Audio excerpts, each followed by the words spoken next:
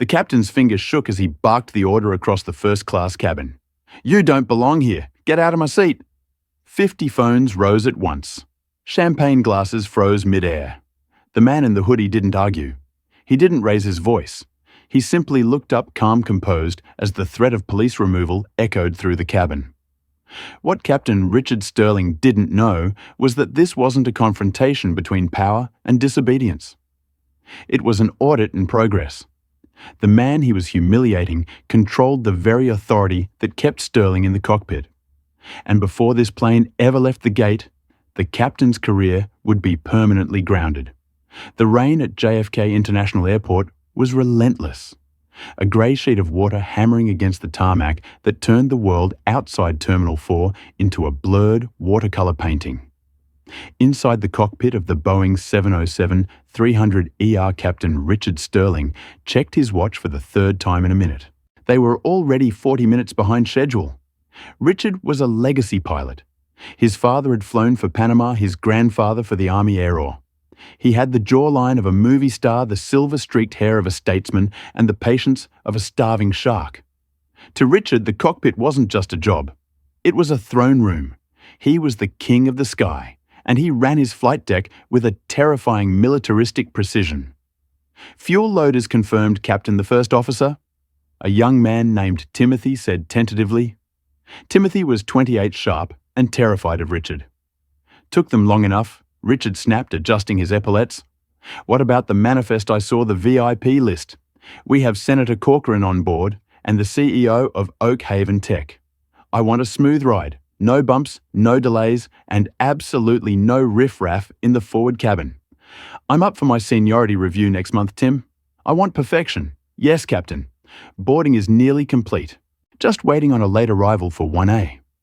Richard frowned. Seat 1A was the prime spot, usually reserved for the highest-tier flyers or heavy-hitting politicians. "Who is it?" Timothy glanced at the iPad.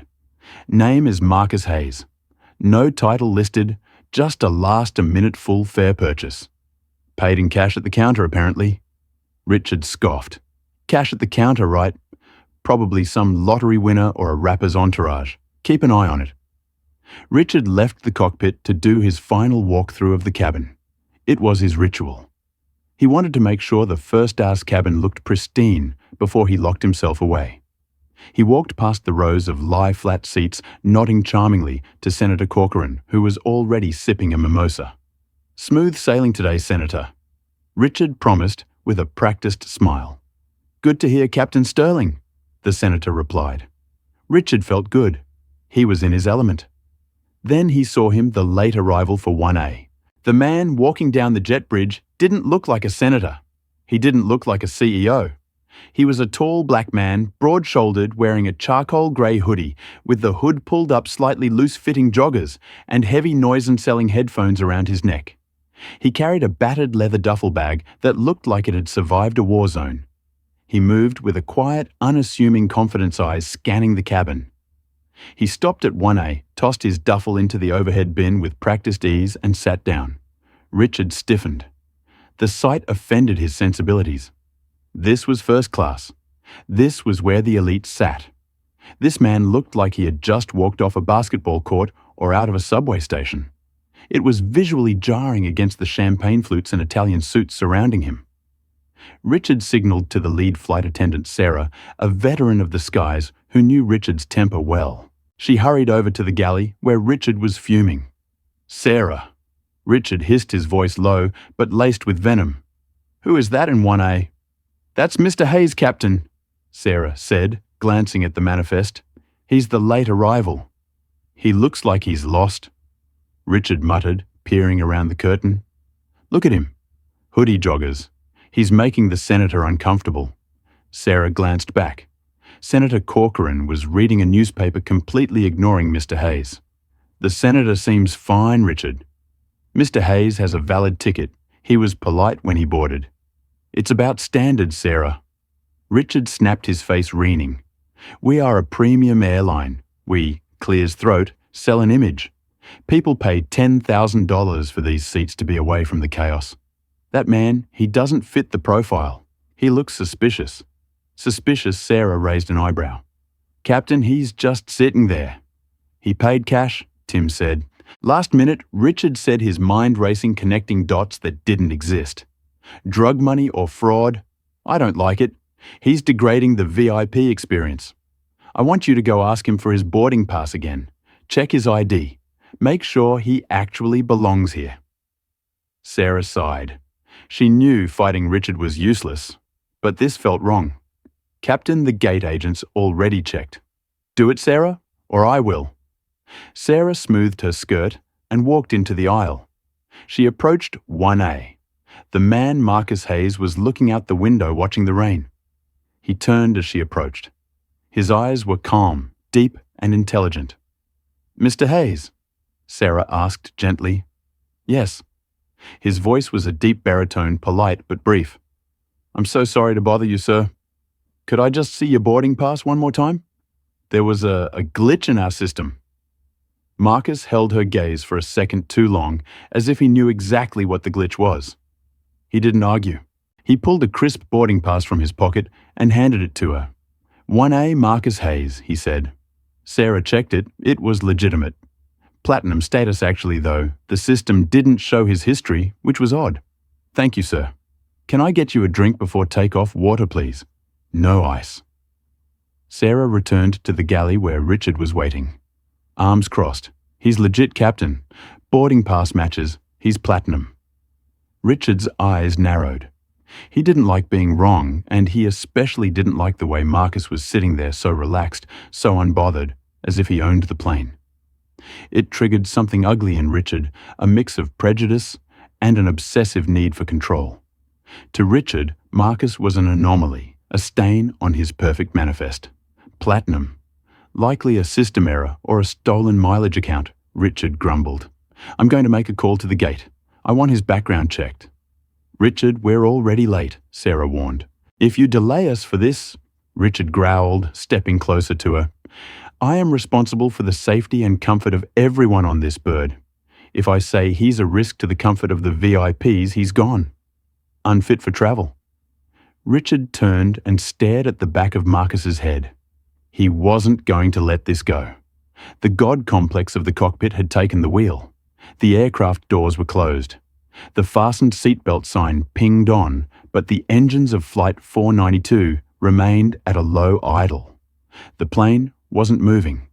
In seat 1A, Marcus Hayes took a sip of his water. He pulled a small leather-bound notebook from his hoodie pocket and clicked a pen.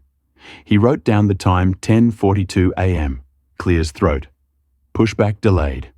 He glanced at the flight attendant Sarah, who looked flushed and anxious near the cockpit door. He wrote, Cabin crew appears stressed. Communication breakdown likely. Marcus wasn't just a passenger. He wasn't a rapper, and he wasn't a drug dealer.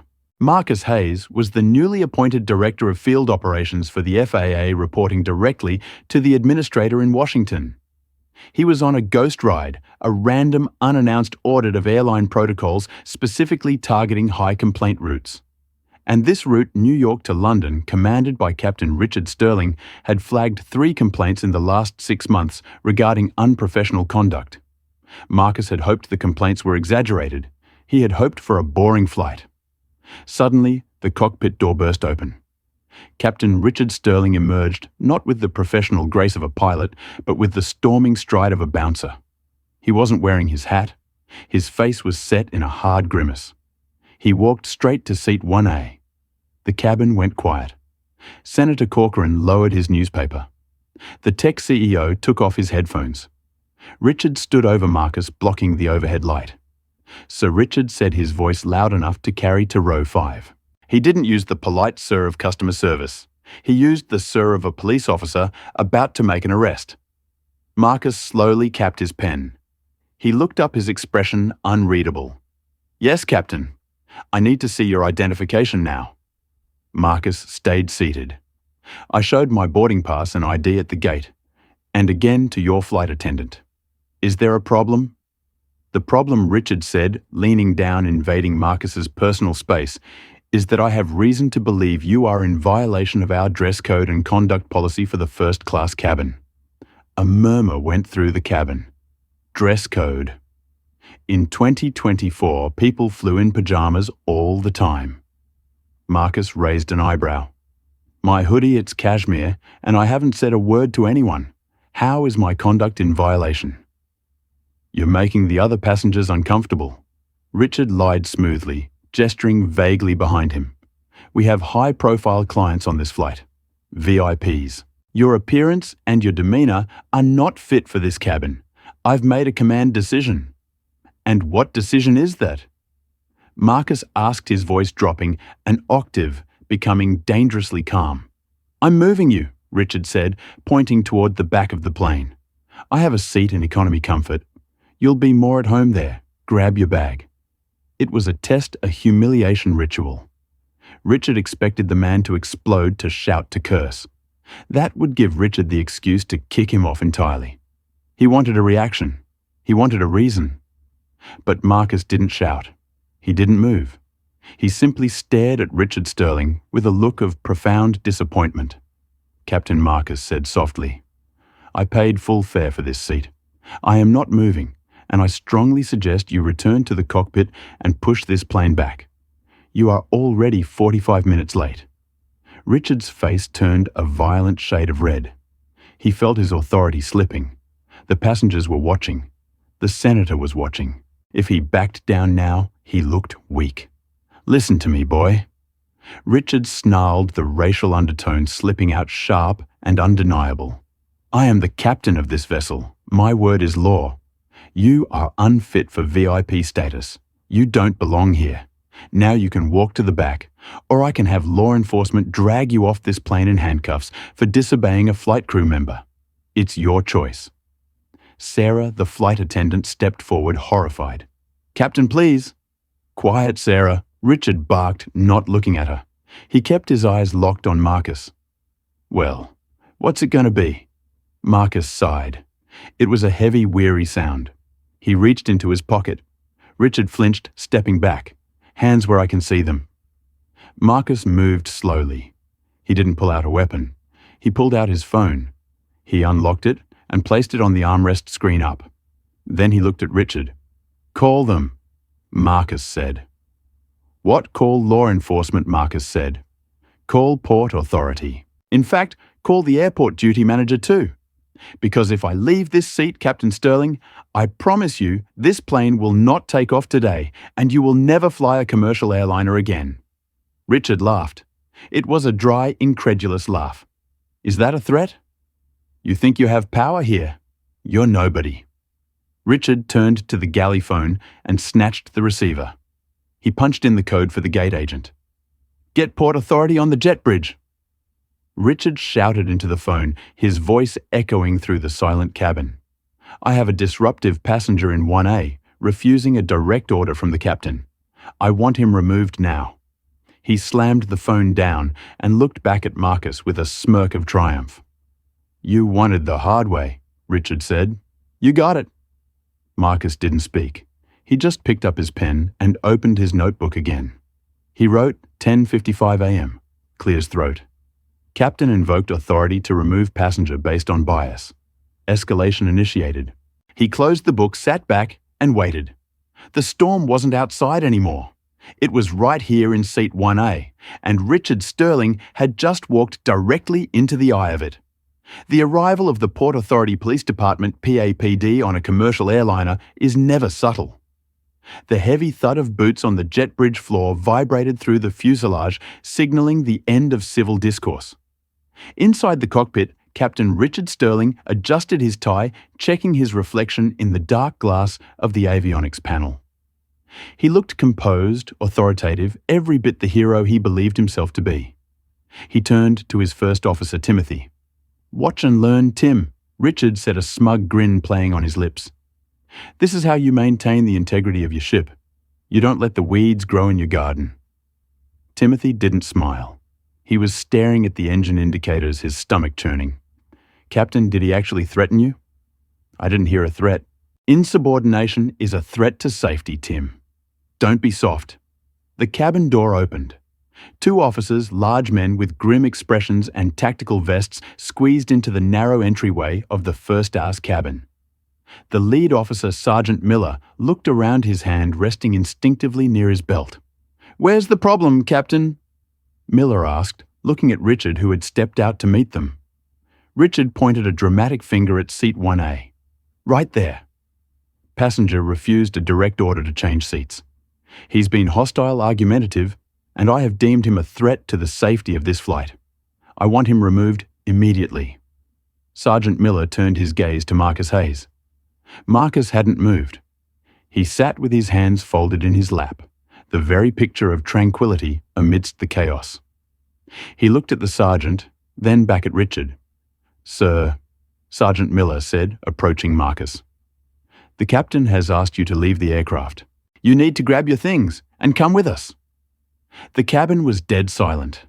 Senator Corcoran was watching over the rim of his glasses, his face unreadable. The CEO of Oak Haven Tech had her phone out, recording the interaction beneath her tray table. Marcus stood up slowly. He was taller than the sergeant, taller than Richard. He loomed over the seat, his presence filling the cramped space. "I am complying," Marcus said, his voice calm and clear. "I am leaving because I do not wish to delay these passengers any longer than Captain Sterling already has." "Just get your bag," Richard snapped from the galley, unable to help himself. "And save the speech." Marcus reached up and pulled his battered leather duffel from the bin. He slung it over his shoulder. He turned to face Richard. The distance between them was only a few feet, but it felt like a canyon separating two different realities. "Captain Sterling?" Marcus said, his voice dropping so only the captain and the officers could hear. "You have invoked 49 U.S. Code 4444902 to remove a passenger you deem a risk. That is a heavy sword to swing." "I know the law," Richard sneered. "Get off my plane, I'm going," Marcus said. He reached into his hoodie pocket. "Don't," Sergeant Miller barked, stepping forward. Marcus froze, then slowly pulled out a business card. He didn't hand it to Richard.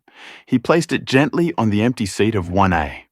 "You're going to need a lawyer, Richard," Marcus said, using the captain's first name with a familiarity that made Sterling's skin crawl.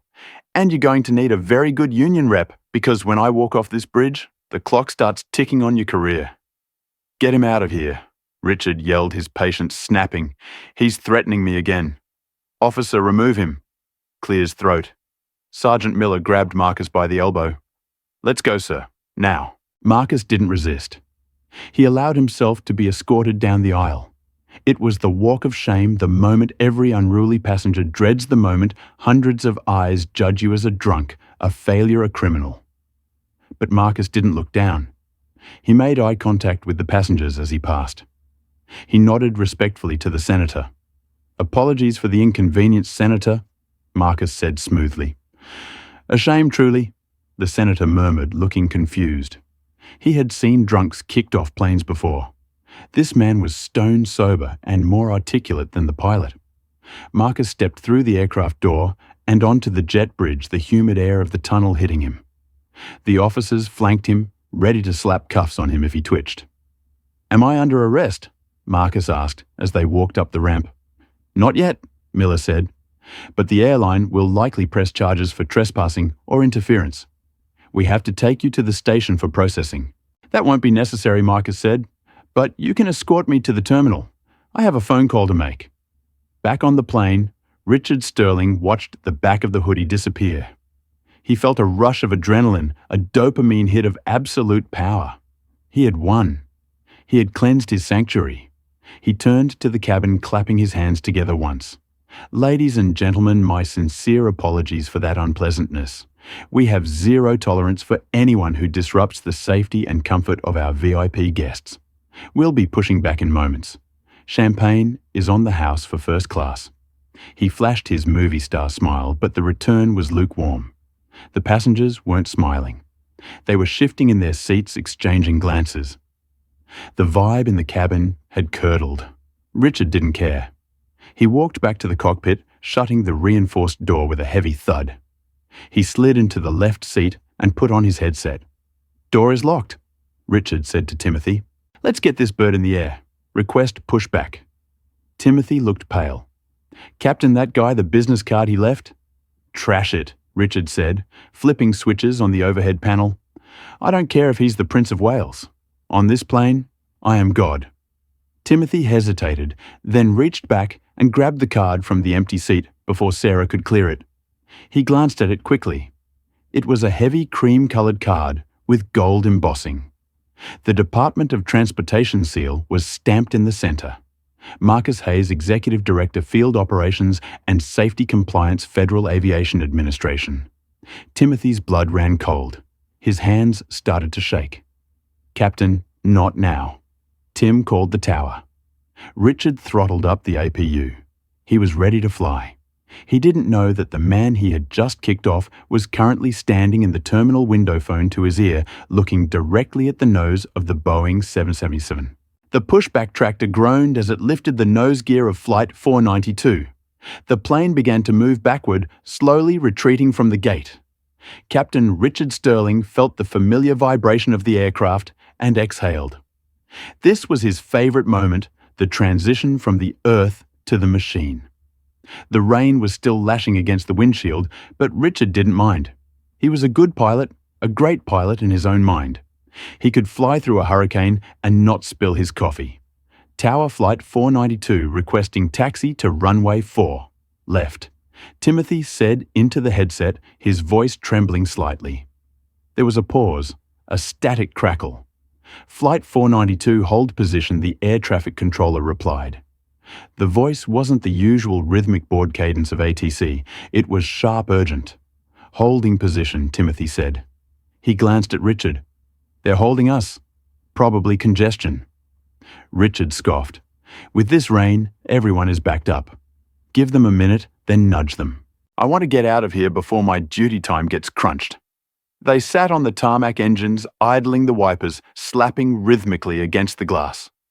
1 minute passed, then 2, then 5. Richard tapped his fingers on the yoke. "This is ridiculous." Tim called them again. "Tell them we are ready and burning fuel." Timothy keyed the mic. "Tower Flight 492, holding on taxiway Alpha, requesting update." Silence. Then a new voice came over the frequency. It wasn't the tower controller. It was deep, authoritative, and sounded like it was coming from a different room entirely. "Flight 492. This is the tower supervisor. Do not move your aircraft. Kill your engines immediately." Richard frowned. Kill the engines? That was an extreme order. That usually meant a fuel leak, a bomb threat, or a loose gear pin. "Tower, say again," Richard interrupted, taking over the radio. "This is Captain Sterling. We are perfectly operational." "Why are you ordering an engine shutdown?" "Captain Sterling, shut down your engines now," the supervisor ordered. "And hold position. You are being ordered to return to the gate. Ground control has locked your block. Return to gate." Richard shouted, his anger flaring again. "We just left. We dealt with the passenger issue. We are clear. Captain, this order comes from the top. Shut it down." Richard slammed his hand against the glare shield. Unbelievable. Probably that idiot in 1A called in a hoax bomb threat. I knew he was trouble. Now we have to get swept by the dogs. He angrily cut the fuel flow levers. The massive GE90 engines spun down the hum, dying away into a sullen silence. The cabin lights flickered as the power switched back to the batteries. Sarah. Richard buzzed the intercom. "Prepare the cabin. We're going back to the gate." Security issue again. Sarah's voice crackled back, sounding exhausted. The tug driver who had been waiting below reconnected the Toby bar. The plane shuddered as it was pushed forward back toward the terminal it had just left. Richard fumed the entire way. He was mentally drafting his report. He would sue that passenger. He would have him buried under legal fees. He would make sure Marcus Hayes never flew so much as a kite again. The plane groaned to a halt at gate B42. The jet bridge began to extend. "I'm going to go out there and give the police a piece of my mind," Richard said, unbuckling his harness. "They should have arrested him, not let him make phone calls." Captain Timothy said, his voice barely a whisper. He was holding the business card, his face white as a sheet. "You need to look at this. I don't want to see his trash, Tim." Richard looked at the card. Timothy yelled, cracking for the first time. Richard stopped. He snatched the card from Timothy's hand. He held it up to the dim light of the cockpit. He read the name Marcus Hayes. He read the title FAA Director of Field Operations. Richard blinked. He read it again. The words didn't make sense. They couldn't make sense. The guy in the hoodie, the guy in the joggers. That was the man who oversaw the safety regulations for the entire country. No, Richard whispered. This is fake. It's a prop. He's a con artist. But deep in his gut, a cold, hard stone of dread began to form. The cockpit door didn't just open. It was unlocked from the outside. That shouldn't happen. Only the crew had the code. The door swung open. Clear's throat. Standing there was not Sarah. Standing there was the airport duty manager, a man Richard knew well, looking terrified. Beside him was a man in a dark suit with an earpiece federal security. And behind them, stepping onto the plane for the second time that day, was Marcus Hayes. He wasn't wearing the hoodie anymore. He had taken it off to reveal a plain black t-shirt, but around his neck, hanging from a lanyard he had pulled from his bag, was a badge, a federal badge. It caught the cockpit lights gleaming with authority. Marcus didn't yell. He didn't look angry. He looked like a judge delivering a verdict. He stepped into the cockpit. It was crowded now. Richard was still sitting in his seat, the business card crumbling in his sweaty hand. Captain Sterling, Marcus said. His voice was no longer the voice of a passenger. It was the voice of the United States government. You, Richard stammered, you can't be back here. This is a sterile flight deck. Not anymore, Marcus said. As of 2 minutes ago, this aircraft has been grounded by the Federal Aviation Administration, and your medical certificate and pilot's license have been administratively suspended pending an emergency inquiry. Richard felt the air leave his lungs. You can't do that. I'm the captain. You were the captain, Marcus corrected him. Now you are a liability. Marcus turned to Timothy. First Officer Lair? Yes, sir. Timothy squeaked. Did you concur with Captain Sterling's assessment that I was a security threat? Timothy looked at Richard, then at Marcus. He looked at his career flashing before his eyes. No, sir, Timothy said instantly. I told him you were platinum. I told him the manifest was clear. He insisted. Traitor, Richard hissed. Marcus ignored Richard. Good. You're relieved of duty for the day. Lair, go home. Marcus turned back to Richard. He leaned in close, resting his hands on the backs of the pilot seats. You called me unfit, Richard. You judged me by my clothes. You judged me by my skin. You thought you were protecting your VIPs from riffraff. Marcus gestured to the window where the rain was still falling. I wrote the VIP protocols for this airline, Richard. I signed the authorization for the very seat you sat in to learn how to fly this plane.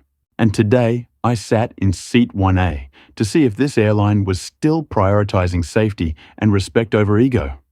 Marcus paused, letting the silence crush Richard. You failed, Marcus whispered spectacularly. I was doing my job, Richard shouted, trying to regain some ground. I have discretion. You were suspicious. I was sitting, Marcus countered. And now you're leaving. Law enforcement is waiting at the end of the jet bridge, Richard. But this time, they aren't there for me. They're there to escort you off the premises.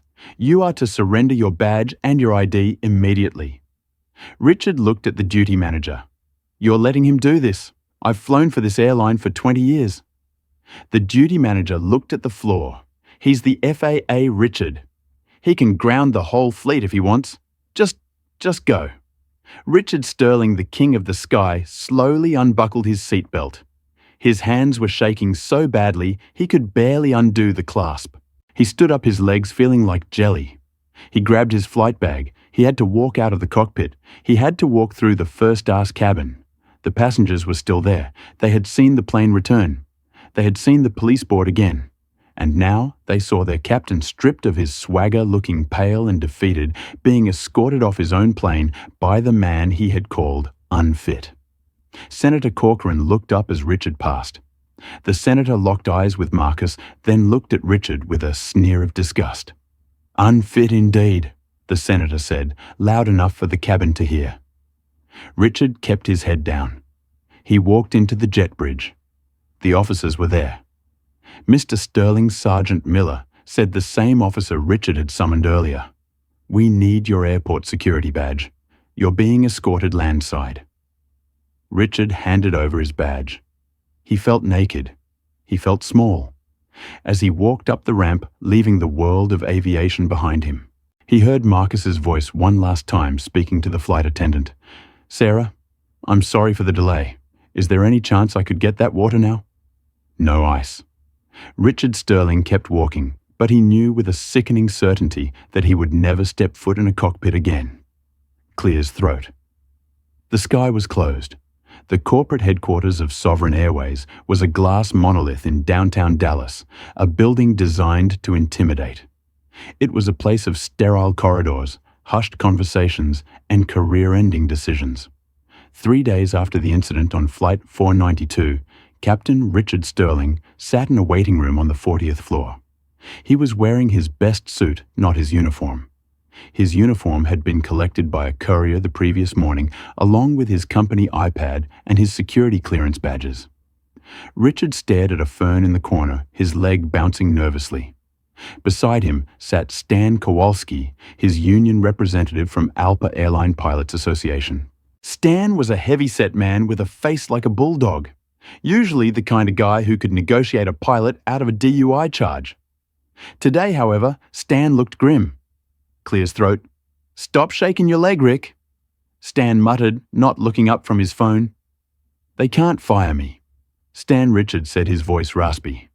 He hadn't slept in 72 hours. "I have 20 years. I have a clean record. I was exercising my captain's authority under 14 CFR 91.3. I have the final say on safety." "Rick, shut up," Stan said sharply. "You didn't kick off a drunk. You tried to kick off the FAA's Director of Field Operations because you didn't like his hoodie. Do you have any idea how radioactive you are right now?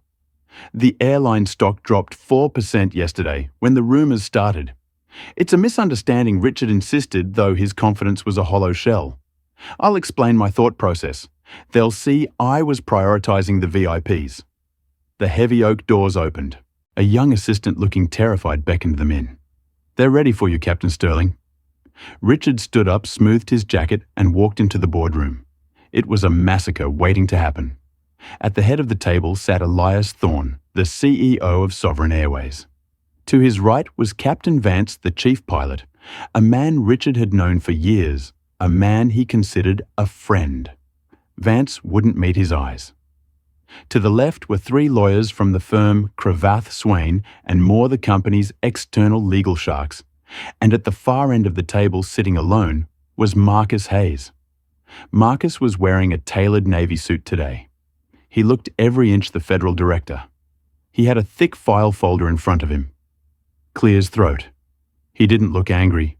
He looked clinical. "Sit down, Richard," CEO Elias Thorne said. His voice was cold enough to freeze nitrogen. Richard sat. Stan sat beside him, opening a notebook. "Gentlemen," Stan started, "we are here to discuss the unfortunate misunderstanding on Flight 492. Captain Sterling is prepared to save it, Stan." Captain Vance cut in. "This isn't a negotiation. This is a notification." Richard's heart hammered against his ribs. "Notification." Captain Vance slid a piece of paper across the mahogany table. "As of A800 hours this morning, Sovereign Airways has terminated your employment for cause. Gross misconduct, violation of anti-discrimination policies, and unauthorized use of command authority to harass a passenger." "You can't do that," Richard shouted, standing up. "I demand a hearing. I have union rights. We've already arbitrated with the union board." "Rick," Stan said quietly, pulling on Richard's sleeve. "They waived the hearing. They aren't backing you on this one." Richard looked at Stan, betrayed. "What, but that's the least of your problems." Marcus Hayes spoke up. His voice filled the room, calm and resonant. Marcus opened his folder. "Richard, the FAA has completed its preliminary review of the incident. We pulled the cockpit voice recorder CVR and the cabin audio. You can't use the CVR for disciplinary action, Richard argued, citing a well-known pilot privacy rule. We aren't using it for employment discipline, Marcus corrected him. We are using it for an emergency order of revocation regarding your airman certificates. Marcus slid a second document across the table. It bore the Department of Transportation seal. The FAA is revoking your airline transport pilot license effective immediately.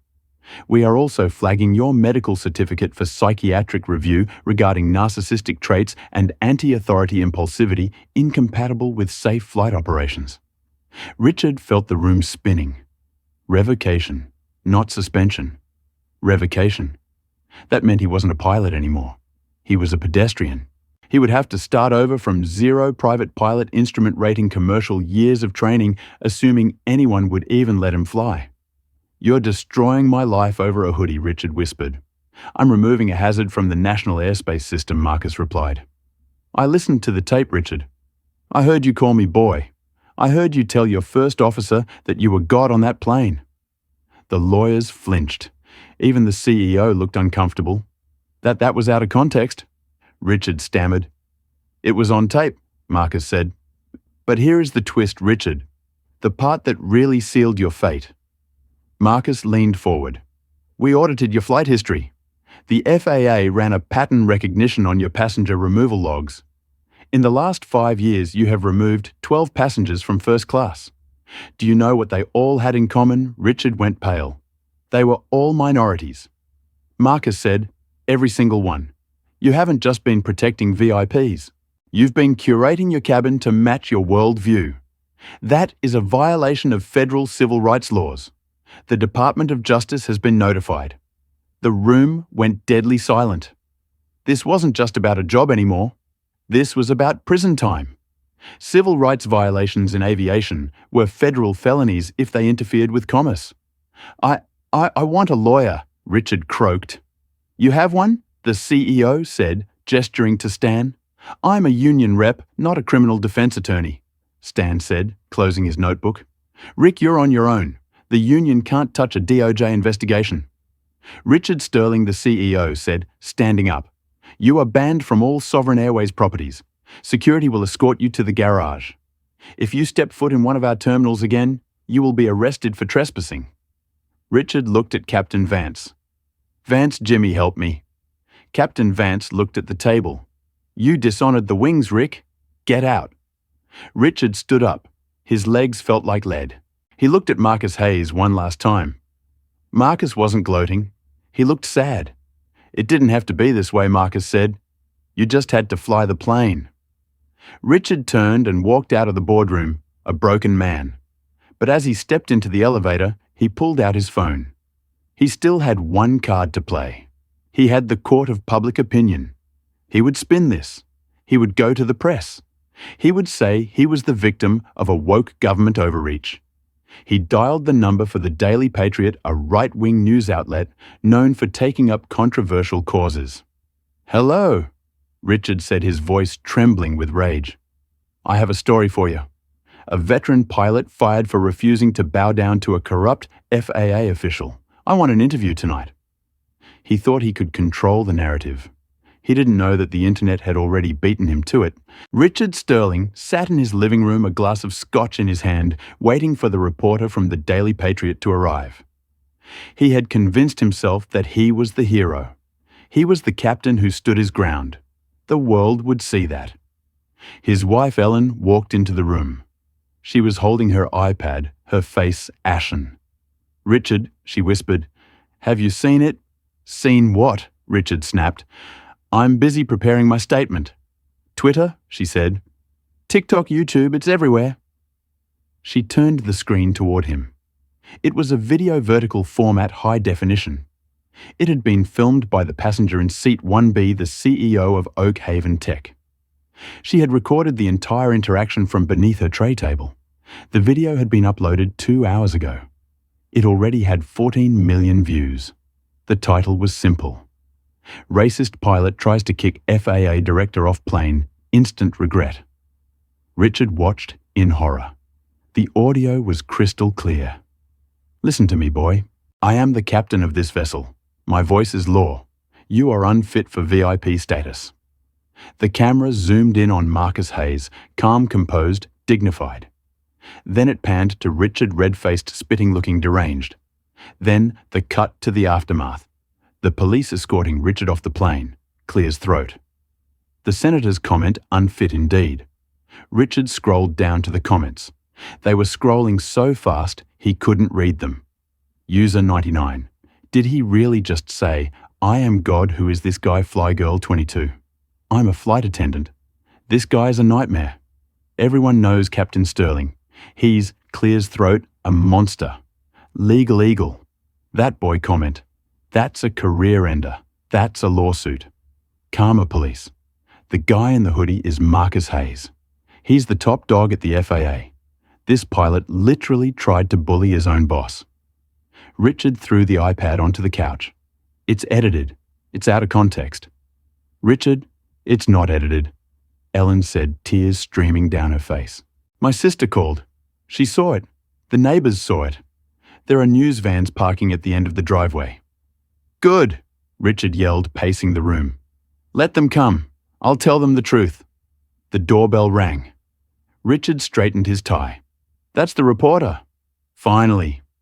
He marched to the door and threw it open. It wasn't the reporter from the Daily Patriot. It was a process server. A young kid in a baseball cap chewing gum. Richard Sterling.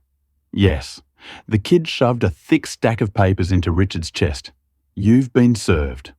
Served for what civil lawsuit, the kid said, walking back to his car. Class action representing the 12 other passengers you kicked off over the years.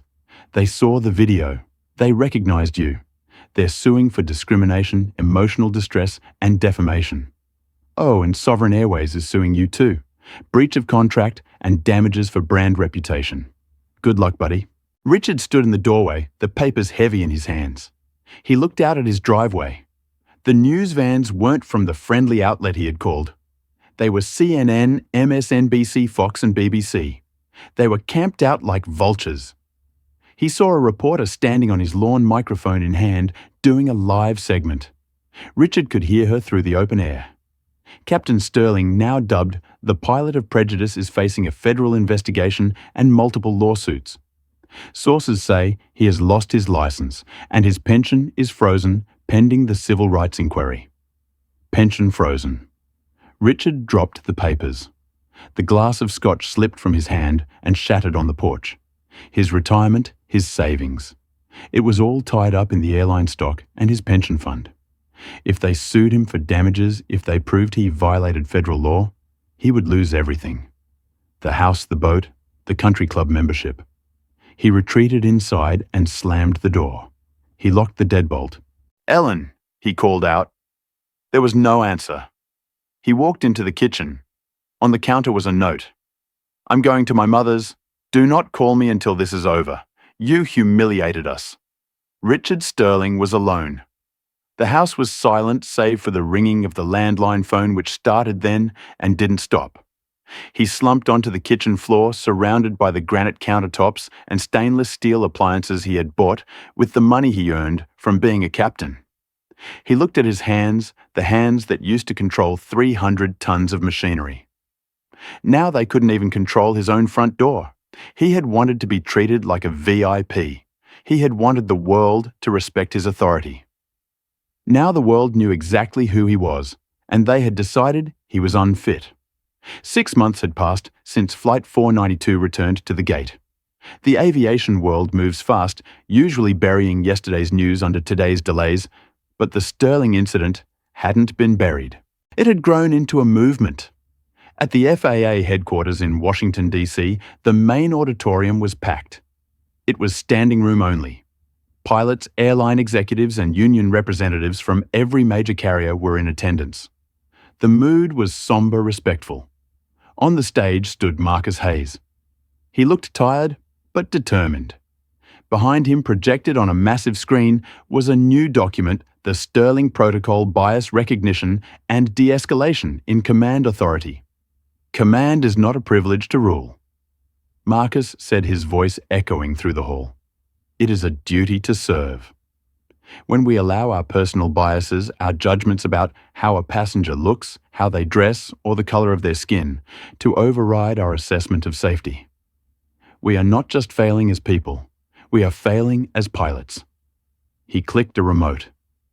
A photo of a hoodie appeared on the screen. A ripple of nervous laughter went through the crowd. "This is not a threat," Marcus said, unsiling. "This is a piece of cotton.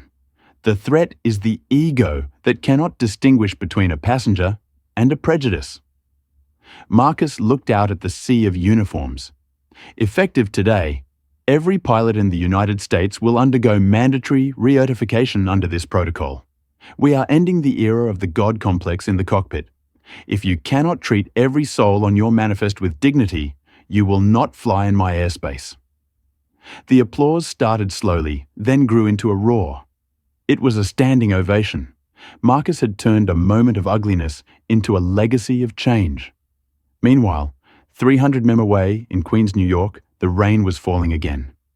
It was a cold, miserable Tuesday afternoon outside JFK's Terminal 4. The traffic was gridlocked. Horns were blaring. A white shuttle bus with the logo of the Happy Stay budget rattled to a halt at the curb. The brakes squealed loudly, drawing annoyed looks from the travelers rushing to check in. The driver's door opened. A man in a cheap, ill-fitting polyester uniform stepped out into the drizzle. He wore a name tag that simply said, Rick. It was Richard Sterling. His hair was no longer perfectly coiffed. It was thinning and grey. The movie star jawline was hidden behind the jowls of a man who had spent the last 6 months stress-eating and drinking cheap beer. He walked around to the back of the bus to unload the luggage. "Hey driver, heavy bags?" a passenger shouted, a young man in his 20s wearing a hoodie and headphones. "Be careful with that guitar case." "Yes, sir," Richard mumbled, keeping his head down. "I've got it."